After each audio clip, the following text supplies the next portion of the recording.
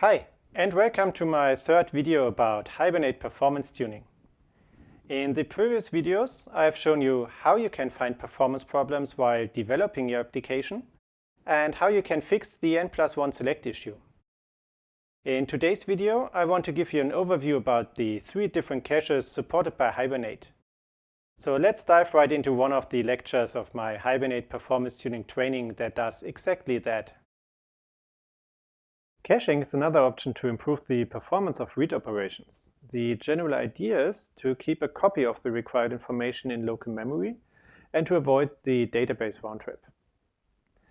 Let's have a look which caches Hibernate has to offer. Here you see the schematic representation of 2 Hibernate sessions and a database. Most developers have this in mind if they talk about using Hibernate to get some data from the database. But it is a little more complex. There's the first level cache, which is directly linked to a Hibernate session and which is activated by default. It contains all entities which were used during a specific session. And Hibernate uses it to avoid additional database requests for read operations and to delay all write operations as long as possible.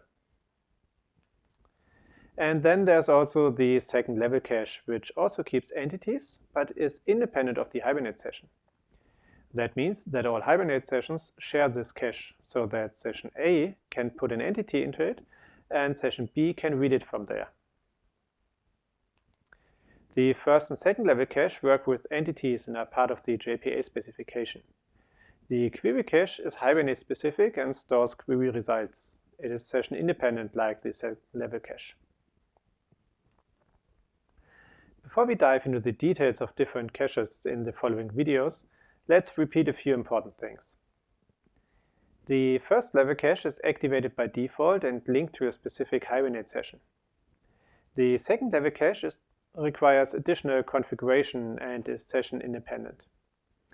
The query cache also requires additional configuration and is session independent.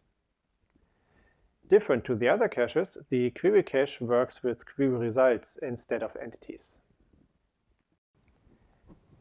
As you have seen in this short video, Hibernate supports 3 different caches which help you to avoid unnecessary database queries.